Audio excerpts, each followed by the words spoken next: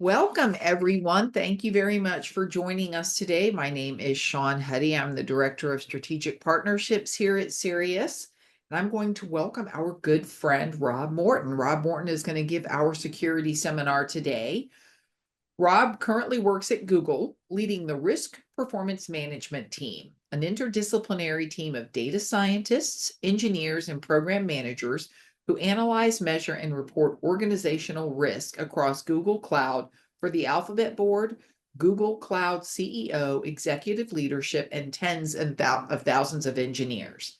Prior to joining Google, Rob led several cyber threat programs at the U.S. intelligence community that integrated multidisciplinary expertise to provide strategic warning and opportunity analysis to the President of the United States, national security counselor, and policymakers across the federal government. I read that all wrong. I apologize, Rob. Oh, no, it's all right. Prior to joining Google, Robert led several cyber threat programs at the United States intelligence community that integrated multidisciplinary expertise to provide strategic warning and opportunity analysis to the President of the United States, National Security Council, and policymakers across the federal government. In 2018, Dr. Morton served as an intelligence community policy advisor on encryption and lawful access to the White House and National Security Council. In 2014, Dr. Morton was the principal intelligence briefer to the White House on cyber threats. Dr. Morton, welcome and take it away. Thanks, Sean. Thanks, everyone, for having me do a talk about some of the research I've been performing. And throughout this talk, I'm very open to taking questions in line during the talk. So please put the questions in kind of the Zoom chat, and I'll be able to answer them. And I'll pause throughout the kind of presentation to see if there's any particular questions people have. And then we'll take questions at the end. So actually, Rob, I don't mean to interrupt, but we ask, and I should have said this, so they could put their questions in the Q&A. Yeah, so if you guys can put the questions in the Q&A in Zoom. So, and I have that tab open, so I'm happy to answer those questions as they come out throughout the presentation. So today I'm going to be talking a little bit about kind of the hard problem in cybersecurity, which is what really is the definition when we talk about cybersecurity? What are we trying to accomplish? And without good definitions, we can't necessarily develop good ways to measure what we mean by cybersecurity. And we need a fundamentally different approach in how we try to measure cybersecurity so we can understand if we're achieving our goals of making things safer. And so today's talk will present an approach that is different than what has been done traditionally in cybersecurity to both understand what we mean by security, and then how do we actually go about maybe measuring that to make progress. And this talk will be focused particularly on the idea of data protection and using a causal artificial intelligence modeling approach to tackle that problem. And so we'll kind of walk through a little bit of the theory, some of the approaches and how they're different from previous approaches and how they add benefits. And then we'll talk about future directions for research that I hope all of you can start to implement and look at maybe pursuing as a way to understand security and measure it. So as we go through this talk, just a little bit of an overview of what we're talking about in the research is we're trying to tackle the challenge of quantifying data protection in terms of current cybersecurity practices, and how do we understand a process that we can have that's rigorous, is scientific, and gives us confidence in the results, and we're measuring the right security properties. And so we'll talk a little bit about the history of confidentiality and some of the evolution within the cybersecurity domain. We'll talk about how causal models, what they are and how they can help us understand the factors that are influencing potential data exposure. And then we'll talk about the science of cybersecurity, where there are kind of two research camps where researchers kind of are either for or against that cybersecurity is really truly a science. We'll talk about some of those challenges and how causal modeling can overcome some of those challenges, such as how do we deal with dynamic threats and keep up with those? How do we develop a scientific approach that can bridge theory into practice? How do we make sure we have accurate risk models that reflect what's happening in the real world? And how do we tackle something as complex, although seemingly we think is simple, as a topic like control effectiveness, and how do we measure that? So some of the research methods used in this is we kind of looked at looking at backwards and forward research in terms of some of the premier both tier one cybersecurity conferences, as well as one of the top journals.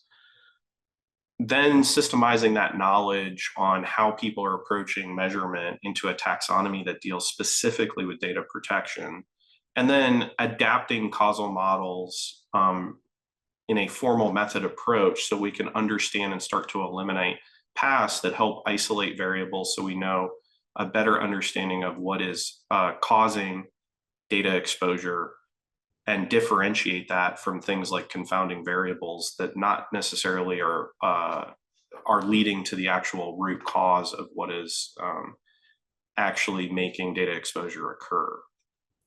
Some of the limitations of a causal model approach are it relies on some assumptions based on domain expertise, and so we have to challenge those assumptions. There is limitations in how we can address hidden variables. Also, we have to be very careful in validating causal models to measure complex systems because they may not be generalizable, they may be overfitted for a particular use case. And then automatic discovery at scale through observational data can be very computationally expensive. And so there's a lot of work on how do we optimize causal models to discover cause and effect to measure properties like data protection. So I'll go over a little bit of the motivation behind this. One of the big topics in this area is trying to understand, can we actually mature cybersecurity to a robust science? And of course, here at CERIAS and in Purdue University, as you all know, that's one of the goals of the center and Purdue is to be a leader in maturing the profession into a science that can be adopted worldwide. And so there's kind of two camps for the science of cybersecurity. People want to understand, can we actually create security metrics? So those are standard units of measurement. Can it be based on a strong theoretical basis so that we have confidence in our approach? And then can we validate that by conducting experiments that have observations and empirical evidence? Another camp is very against, in the research community, against cybersecurity is really truly a science. And some of the reasons they state it isn't a science is because the complexity is high for systems. It's hard to isolate variables and do good controlled tests. The threats are always evolving, from hackers to criminals to nation states. How do we adapt our models to be able to address and properly understand risk associated with it? And then some camps believe in the philosophy of science where things have to be falsifiable, and cybersecurity doesn't seem to fit into that based on the arguments of some researchers. And so it cannot be proven wrong through an experiment or observation in some cases. One of the things to kind of give a little bit of a brief history in cybersecurity and how it's evolved really deals with the idea of technological change and new threat actors emerging. And so some of the early foundations you saw in the 40s, 50s, 60s, and 70s was this emergence of modern encryption to have secure communications across vast distances. As we saw the rise of the predecessors to the internet, we needed to have a way to do secure communication. And then you started to see that access control was implemented to restrict specific users when we're using computing systems. as the internet grew in the 1980s and early 1990s, you started to see that the interconnectivity of networks and the expansion of interconnected networks uh, created a set of cybersecurity products that dealt with things like public key cryptography and perimeter security, such as firewalls. And during the 1990s and the early 2000s, you started to see that there was a recognition from both cyber criminals and nation states that they could take advantage of these interconnected networks for their own purposes, whether that be financial crime or to gather intelligence that could help with national security objectives. And the cybersecurity community evolved to develop advanced threat detection capabilities and response capabilities to address those types of threats. That scene setter is important because we need to also evolve in the way we model and understand both those emerging threats and the new technologies as change occurs. And so a couple traditional models to ground yourself in what's been done in the past, while this isn't exhaustive, it gives you an example of some of the security models that are well known in the cybersecurity profession. So the CIA triad that deals with confidentiality, integrity, and availability is one of those foundational models. And thanks to Steve Elvin at Columbia, he was able to help trace back actually where that term came from, confidentiality, integrity, and availability. And as best as we know, the triad came from the NASA Johnson Space Center's Pink Book. And Ross Leo is one of the authors that claims that that was created in 1989 at NASA. And at the time, he had no idea how much that terminology and that idea would spread. And so that's kind of a fun fact to think about. We ground ourselves in this CIA triad, and we want to make sure that security meets confidentiality and integrity and availability principles. Don Parker kind of created later on an extension to that called the Parkerian hexad, which deals not only with confidentiality, integrity, and availability, but also added these other ideas that are important attributes to security, such as possession or control, authenticity, and then making sure the information is usable and has value. And so these ideas are some of the things that today we still use to help us develop systems that we believe are secure. We also had, this is just a little bit of background about how this interlays with some of the research. And one of the convening series of conferences that heavily influenced a lot of cybersecurity research in this area was the Computing Research Association, when they came together and looked at grand challenges.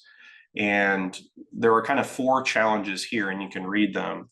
The one I want to talk about most, that is most relevant to this particular talk, is challenge 4, which is, can we develop quantitative models, methods, and tools that are on par with what we expect in economics and financial risk management? So do we have good theories such as game theory? How do we apply that to phenomenons like macroeconomics? Can we find analogous techniques and adapt them to the cybersecurity domain? And so this talk will kind of address challenge 4, which is, can we develop quantitative methods to actually measure security? And how do we do that, and what approaches will help us? So one of the ideas within the CIA triad is this idea of confidentiality. It's one of the biggest things that we're trying to do. We're trying to stop data breaches. We're trying to stop nation states or criminals from getting to data, because it can have grave consequences. And so here's a brief history about the idea of confidentiality. It started with some of the ancient civilizations that talked about the sacred knowledge and rituals, and you wanted to keep that safe and confidential. During early professional ethics, you started to see that it started to be incorporated into professions. And so an example of that is the Hippocratic Oath, which stressed the importance of safeguarding sensitive patient information. During the Enlightenment period, we also saw there was a shift toward individual rights and liberties, and there was a recognition that privacy was important, so individual privacy. And as industry started to evolve during the Industrial Revolution, companies and governments started to use this information for their purposes, whether to make money or to help make sure that society ran well for governments. And so trying to balance individual privacy with trying to collectively help groups or corporations, there started to be a tension there. And so if you look at it from a US constitutional perspective, there absolutely is some built-in rhetoric in the Constitution, particularly in the Fourth Amendment, about protecting confidential information from unreasonable search and seizures. We also see that there's a tension between individual rights and the government's access to information. And so how do we balance that? And this is kind of a tension that we see even today. And probably the most notable is the tension between keeping data encrypted and safe, and then how do we make sure that we have lawful access to that data when crimes occur so that we can protect groups that unfortunately are harmed by perpetrators using that information. So how do we balance the government's lawful access with individual privacy? If you look at some of the current laws, there's a really shift between historic ideas of confidentiality, and there's a more modern term of data protection, which is more comprehensive. And there are kind of two schools of thought that are important to illustrate. One is in Europe, they take a much more individual privacy and data protection approach, while still acknowledging that data is important to governments for public safety and security. The United States tends to be much more sector focused on the types of data that are used within different sectors. And so there's kind of this fork in the approach of data protection. From that, I've done a kind of an exhaustive literature review through Western legal frameworks, and these are a pretty good comprehensive set of characteristics that society has deemed important to data protection. And so we're moving away from the CIA triad and the Parkerian hexad, and you're seeing that it not only includes confidentiality, integrity, and availability, but it includes things like limiting access to personal data, and that data should only be used for legitimate purposes. So for example, at Google, we only use data that is provided by users for what they expect the product to do. For example, if you're using Gmail, that data is going to stay within the Gmail environment and be used to help the user. It's not going to be used for separate information that's outside of the purposes that the user intended. And so purpose limitation is a property that society has deemed very important. You also see ideas about specific privacy properties like data minimization, storage limitation. And then there's also making sure that when things go wrong, not just protecting information, but we all recognize that systems will fail. There will be this idea of risk management. And so there are properties that are also important. How are companies or organizations managing that risk? And so you see things like incident detection and response. You see things like there needs to be continuous proactive risk assessments, and there needs to be impact assessments, while also recognizing that separate to privacy implications, that lawful access requirements are needed by governments and corporations to be able to respond to, unfortunately, crimes.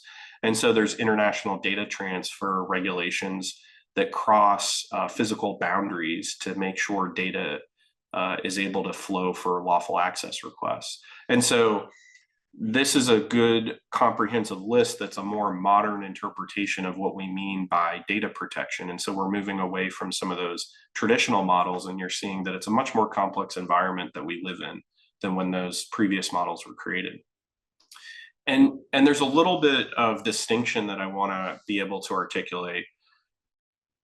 They're related terms, but when we talk about data protection, confidentiality is really looking at protecting unauthorized disclosure of information. Privacy is subtly different, in which You want to make sure that the user is in control of their information and that they can essentially, you need to enable them to only use that information for legitimate business purposes. So privacy and confidentiality are subtly different. Secrecy is sometimes a prerequisite for confidentiality, but it's about keeping information unknown to individuals. They don't even know maybe it exists. And then deception is a subtle term that is also related, but sometimes gets conflated in the literature. And this is where you're trying to purposely mislead others. And so these are all related terms, but I think it's important when we talk about data protection, how is that distinct from some of these other ideas and concepts? And so one of the ideas behind data protection is that we need to come up with a good definition of what is data protection. And so this is a general definition that talks about that we are trying to protect data from unauthorized access, use, disclosure, modification, and destruction. But we are also making sure that only authorized individuals are able to access, use, or disclose, modify, or destroy that data. And that we're trying to measure the effectiveness of those security measures against a particular intent that is established in a security policy to understand the overall data protection level.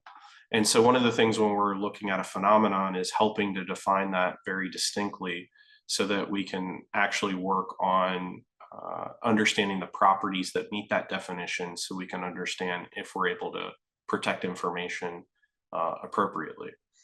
So in this research, we want to kind of answer a couple questions. Is it possible to measure data protection? And then what are some of the fundamental properties to characterize and describe that data protection? And so what I've come up with is adapting the idea of causal models to understand the cause and effect in dynamic systems. And this is a framework that can be used by many of you to help develop models to conduct scientific tests and stress test systems, architectures, designs to begin to better understand the factors that are causing data exposure or the security mechanisms that are most effective at protecting information. And so we'll kind of walk through how we systemize knowledge into defining security properties. We're able to overlay observations over graphs that we make. And that helps us actually understand explicitly assumptions we're making about our system. And then we can use some of the formal techniques to search for causal relationships and test our model. And what that does is it sets up a framework that allows us to conduct two kinds of general experiments. One where we can run interventions. And so we can look at including new variables or doing any type of treatment and starting to isolate what that outcome would be. And then we can conduct studies or what if studies or counterfactual studies to start to understand if this scenario happened, what might be the potential outcome. And that all helps us either to understand internal validity, so specifically for a situation, or we'll better understand general validity or external validity, where we can transport our results to different studies to generalize our results and make them more useful across different experiments. So looking at that definition that I had in the literature review, a lot of researchers have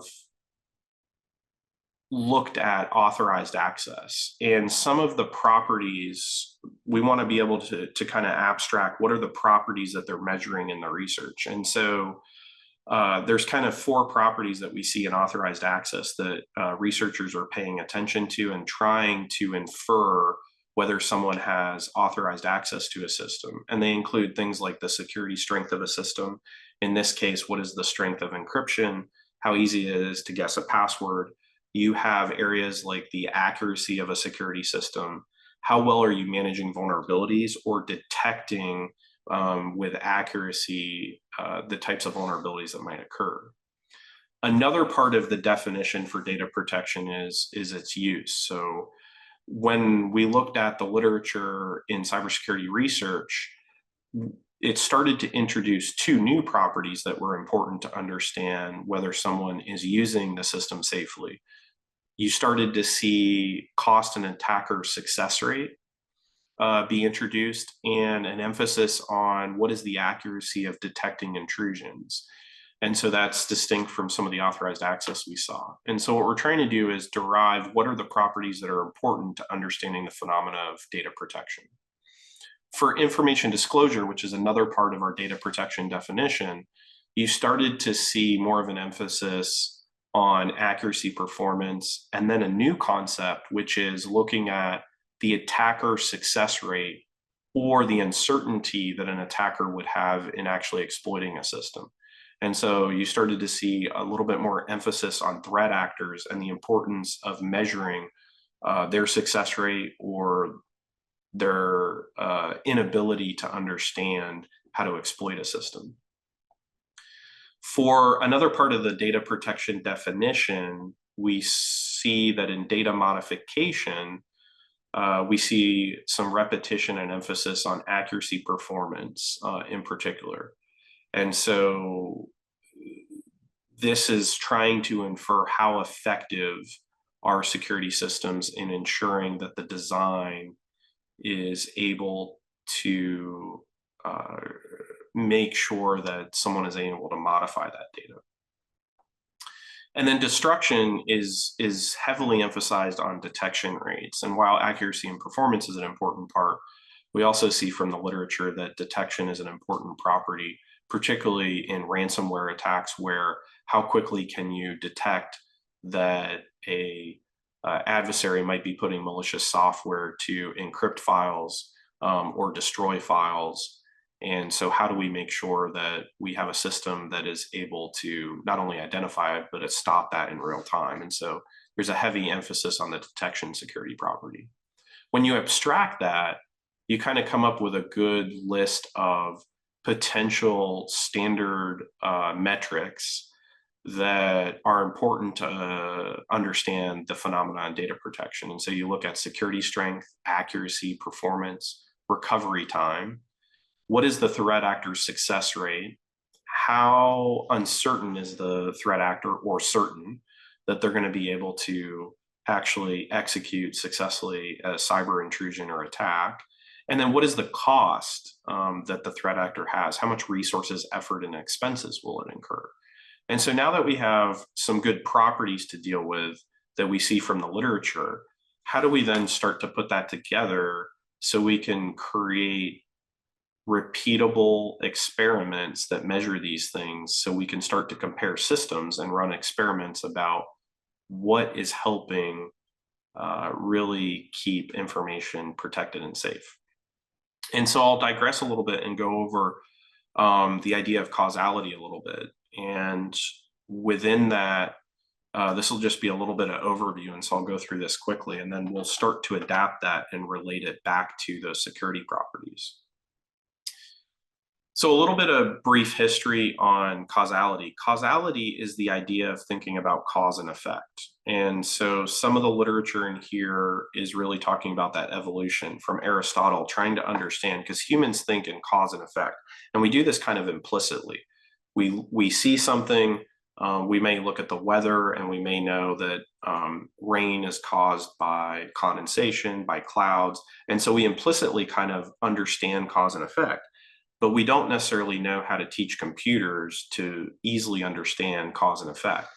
So this has been studied from Aristotle even to more recent times. And over the last 20 years, we've probably learned the most about how humans think about cause and effect. And so the most classic case that is cited to help illustrate what cause and effect is in healthcare. The often cited case is, does smoking cause lung cancer? How do we know smoking causes lung cancer? Or are there additional factors that are important to causing cancer? Is it not just smoking? Are there environmental factors like pollution and other things? And so one of the ways to structure causation has been created by Dr. Pearl, and he looks at that as kind of a ladder of causation and how humans think. And the first is association. So when we're a child, we're associating certain things at a very basic level. We're taking observations about what's happening in the world environment and then trying to establish causal relationships. We know that if we're very good, we might get a dessert from our parents when we're a child. And so we start to associate certain conditions and environments. As we grow up, we start to understand that certain factors may actually lead to different causal effects that happen. And these are kind of intervention areas. So if you do something, it may have a different effect. If I drive fast, I may lose control of the car. And so you start to see that doing different behaviors may have different effects. And so that's called intervention studies. And then there's kind of what if scenarios. If something, I don't know what's going to happen, but if these types of hypothetical scenarios happen, how do I know and attribute what the cause might be and the effect that's associated with it? And so Pearl kind of came up with this ladder of causation that helps us understand how we associate, intervene, and deal with what if questions. And so the classic case, as I mentioned, is how do we create a model that helps us understand things and isolate things to understand cause and effect? And so the classic question that's usually used in this area is, does smoking cause cancer? How do I address hidden factors? How do I make sure I don't necessarily correlate confounding variables that don't have to deal with the cause and effect? How do I ensure that the environment wasn't a big factor in this? Does things like genetics play a factor in making people more susceptible to having cancer, regardless of if they smoked or not? These are all very difficult questions. In most healthcare environments, the standard practice is to create a randomized control study. And the randomized control study helps us essentially fix or disregard some of those external factors because we're assuming that those factors may not actually be influenced because we're able to randomize that. But in lots of other scientific areas, we can't do randomized control studies. They may not be ethical. We may not have the data. We also may not have the time to do a randomized control study over a population. And so are there other techniques to understand cause and effect in cybersecurity? How can we do that without doing a randomized control study? And so Pearl was able to kind of create a foundation for in the social sciences where you don't have the time, it may be unethical, or you're simply limited in the resources and capacity to do a long-term study. And he came up, the first step is structural causal models. So how do we actually connect potentially significant causal inferences? How do we then create interpret the edges of those causal relationships and create causal Bayesian networks? And then how do we understand both indirect and direct paths that may help us understand which variables or factors are influencing causes the most? And then just to digress a little bit, when you're doing cause and effect, he came up with, and his researchers came up with some of the formulas that help you isolate and adjust for confounding variables. And so this is a pretty easy technique where you're able to meet certain criteria, whether the back door or front door, that helps you identify potentially what are the factors that may actually lead and isolate to the true causal effect. And so the adjustment formula helps you do that when you meet in your directed graph either the back door or the front door criterion. There's two kind of areas. Once you are starting to understand potentially what the effect is, then how do we measure actually what that effect might be? And so there are two general formulas to understand that. We want to understand the total effect of a particular treatment. So if we create a security policy and we want to understand what is that total effect across all populations, here's a formula that will help you understand that, but whereby simply adding the indirect and direct effects to understand the total effect. We also may want to understand in general, what is the average effect across that entire population? And so we can use the average causal effect formula to better understand what that might be. By analogy, we might want to understand in the healthcare environment what the efficacy is on average for the entire population for a COVID vaccine or a flu vaccine. And so we want to understand how effective it is across the entire population. There have been some advances in causal inference. So why we have these structured kind of general formulas, we want to be able to use specific techniques to now implement those methodologies. And one of them is to do discovery of causal relationships through observational data. And so there are several algorithms that look at addressing this, combined with machine learning, where you can start to understand in observational data and isolate which are the causes that are impacting some of the factors where you want to understand the effect. You also have some research that deals with intervention studies and looking at specifically how do you focus on when you have a more nuanced real world situation, how do you address that?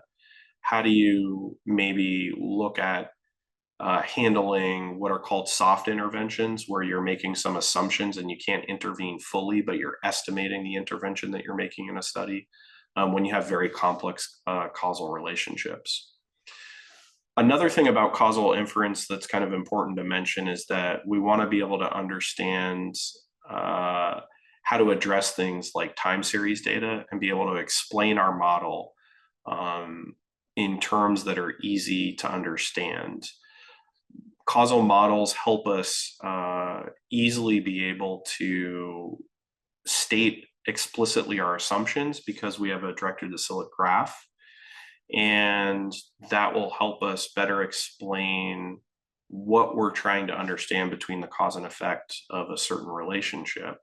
That is different than what you see in some of the machine learning techniques, where we can't always explain, especially with large language models, why it's coming up with the result that it is. And so causal relationships are kind of a good way to be able to explain what we're able to model. So as we kind of go through this framework, we want to be able to create some directed graphs that help us propose what might be the causal relationship. So we want to start there. What might be the cause and the factors that are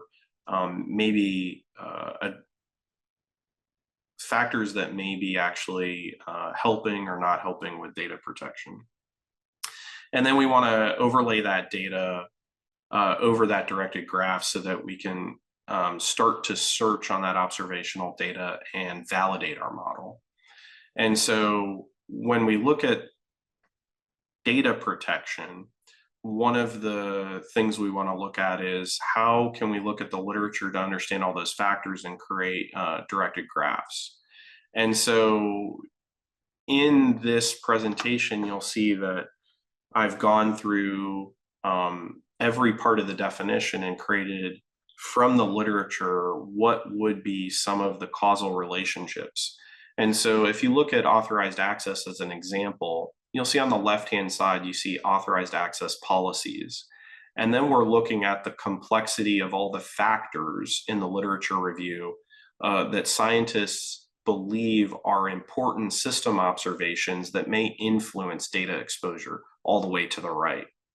And what we want to do is we want to be able to isolate which factors through this directed graph may influence the most or have the biggest pronounced effect on data exposure.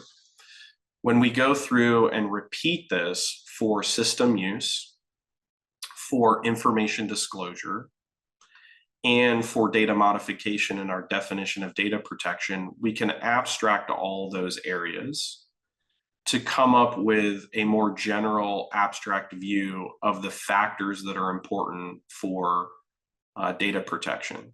So if you look at this particular graph, it's taking each definition, part of the definition of data protection. And on the left-hand side, we start with a security policy.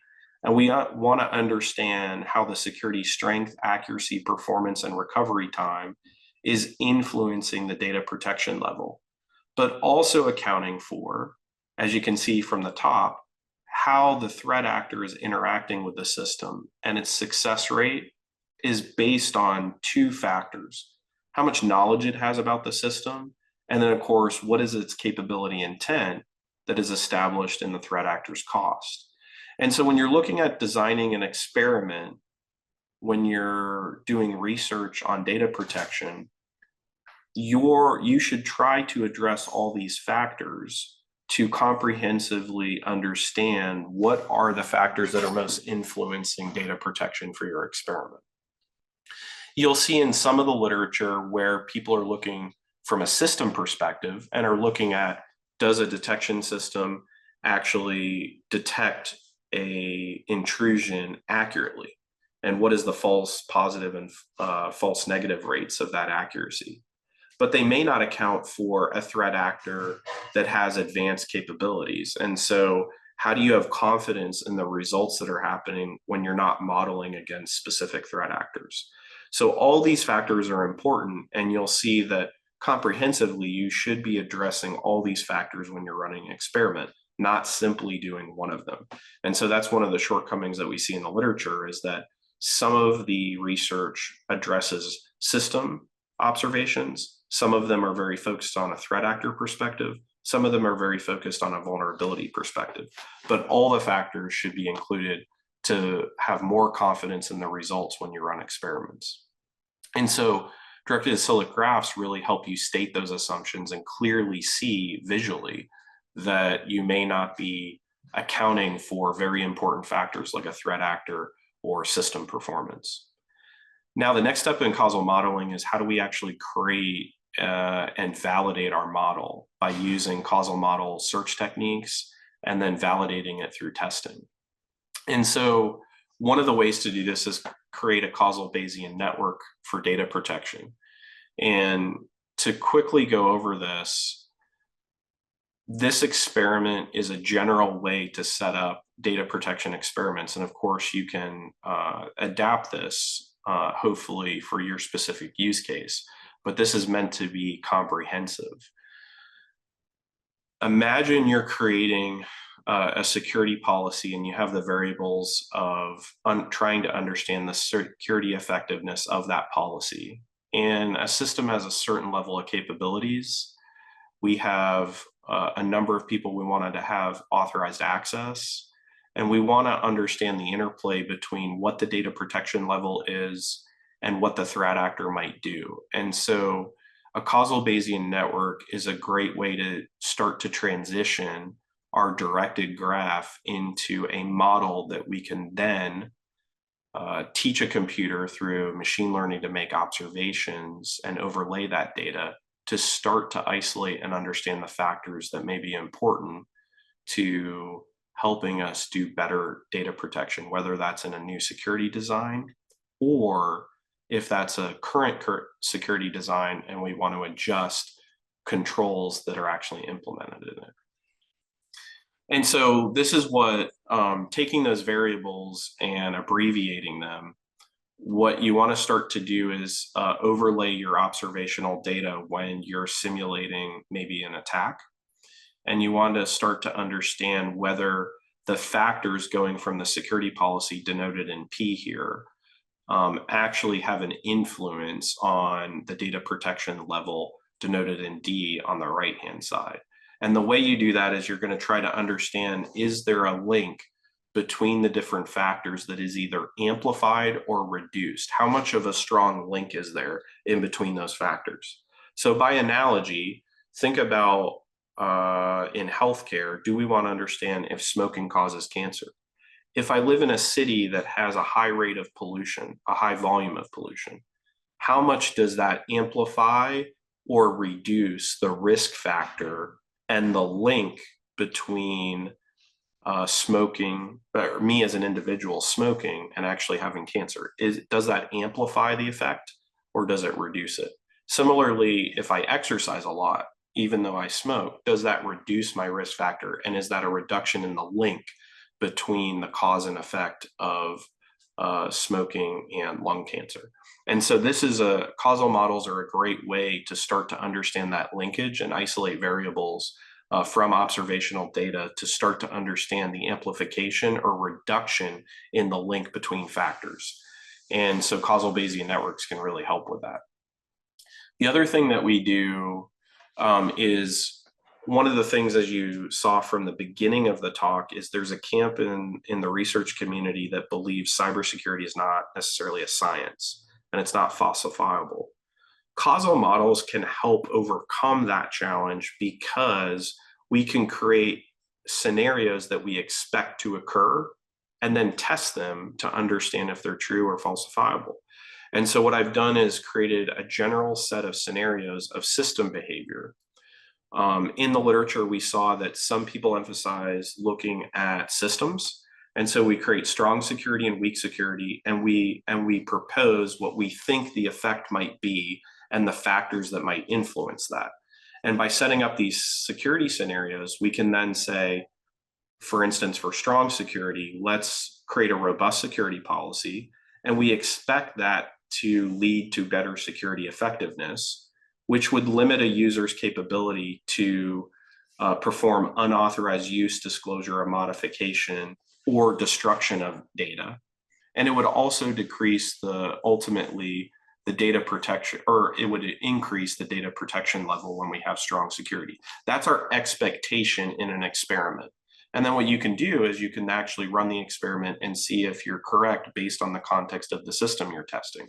And so one of the things that we can do to run empirical tests is actually come with up with expected scenarios and then test against them. The other camp really looks at threat actors, and particularly not looking so much at systems, but looking at how do we test for different rational threat actors their success rate, and how do we set up an experiment to do that. So one way you could do that is having two scenarios, one where you think the threat actor will be successful under a given scenario, and one where you think the threat actor will fail. And then you create an expectation of what you expect to happen in your experiment. And so you can take a hypothesis-based approach to understanding threat actor success. In this scenario, just looking at threat actor success, we're looking at data protection is ultimately lowered when a threat actor's success increases. That's what we expect to happen. So when a threat actor's success increases, we expect the overall data protection to be lower because we expect data exposure to occur. And then we start to look at what is the security effectiveness of those controls, and then how does that influence what a user can do in terms of accessing, using, disclosing, modifying, or destroying data. And so we can start to create these expected scenarios that we can test against to start to understand more about the phenomenon that leads to good security. I just want to leave you with, before I take questions, how this actually might work in practice. So there's a couple general experiments that you can use causal modeling for, and I'll just talk about those. One is, how do we start to estimate the influence of system effectiveness, capability, and access? And so in this experiment, we're trying to understand a couple things. One is what the security policy direct influence would be, and what the direct and indirect influence would be.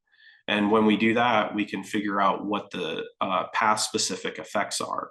And so that helps us estimate what factors might be influencing data exposure the most or data protection the most in terms of effectiveness, capability, and access. Another experiment is, how do we start to control for threat actor success? So we have one experiment that kind of addresses from a system observation perspective how we might do something. Now we want to start to control for threat actor success. And in this experiment, we're going to try to understand what confounding variables should not be included in understanding the effect of data exposure. And so we have a general experiment that helps us control for threat actor success. Another experiment that we want to understand is, what is the average causal effect for a particular system? So if we look at maybe a isolated, trusted computing platform that has a separate chip, an enclave, for instance, what is the average effect of data protection within systems that do that? How do we compare that to the relative protection of strong access control that uses temporal-based access control, and how do we start to relatively compare those average causal effects? And so we want to start to estimate data protection levels. Skipping ahead, and I'll take questions here because we're running out of time. One of the things I want to leave you with is after you have some of these experiments, we want to start to define a little bit what data protection levels mean. And so in the literature, you can see that we've defined some really interesting levels. And I think this is one of the areas that I think is very important because we need to relatively compare different security approaches. So in the literature, there's kind of a taxonomy that has been created in this research that deals with the ideas of conformity, correctness, effectiveness, resistance, and resiliency. These are interrelated levels, but what we want to do is when we measure and do experiments, we want to evaluate, are we really talking about level one where the security conforms to a certain set of predefined security requirements and specifications, all the way to can a security system and mechanism adapt on level 5 to be able to not only understand what's happening, but recover from intrusions or attacks. And so this framework combined with causal modeling can help us better articulate, understand, and explain security when we run experiments, increasing the confidence we have in the security that we're implementing across organizations. So I'll pause there and take any questions that you have. I know that was a lot of material, but I appreciate everyone listening and happy to take any open questions you might have in the Q&A. Great. Thanks, Rob. That was, you did a great job. And everybody, again, if you've got questions, please type them into the Q&A area versus the chat, and we will read them to Rob and he will answer them.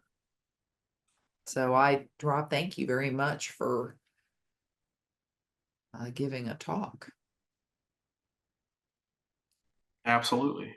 Any questions from the audience? I don't see any popping up. I don't see any popping up, no. We'll give them a couple minutes, though. Sometimes it takes a minute.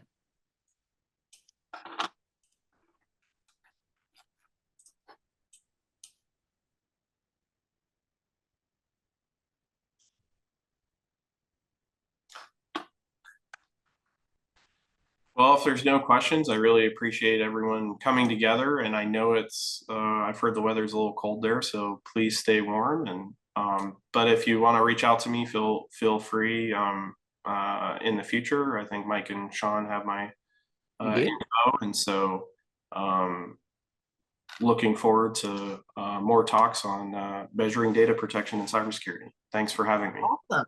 Oh, wait, Rob, we got a question real quick. Oh, will recording be made available? Yes, it will. We will have that loaded onto our website. And then, oh, we got another one. How do you get the directions of the relationships?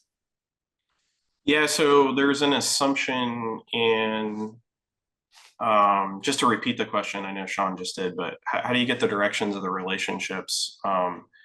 So cause and effect, there's a temporal component in which you believe that one thing happens before the other. And so implicitly, when you're doing causal relationships, you believe that the factors are happening one before the other. So if you have a security policy that you're implementing, you're assuming that that's implemented prior to a threat actor actually doing something or the system running.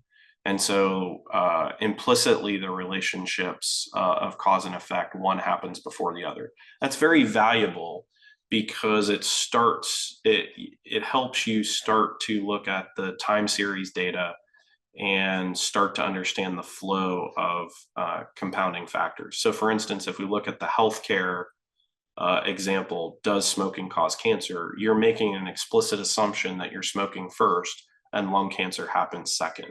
And so that helps you understand the direction from a time series or temporal perspective. But again, causal relationships help you explicitly state that assumption. So maybe that assumption is wrong when you're doing an experiment, but at least you know that you're making that assumption and you can test against it. And if your results are differently, you can then adjust your model because you may not necessarily have the right order of operations between the cause and effect that you're testing against. So let me know if that answered your question, but happy to explain if there's a follow-up question on that. He said, okay, yes. Yeah, great question. I appreciate it. Awesome. Well, then, thank you again, Rob. Yeah, thank you. Go Thanks, enjoy your everyone. lovely weather and lovely view. Or not at all. Yeah, Yes, at all, not at all. stay warm. Thank you very much. Talk to you soon. Thanks, Rob. Take care. Yeah. Bye.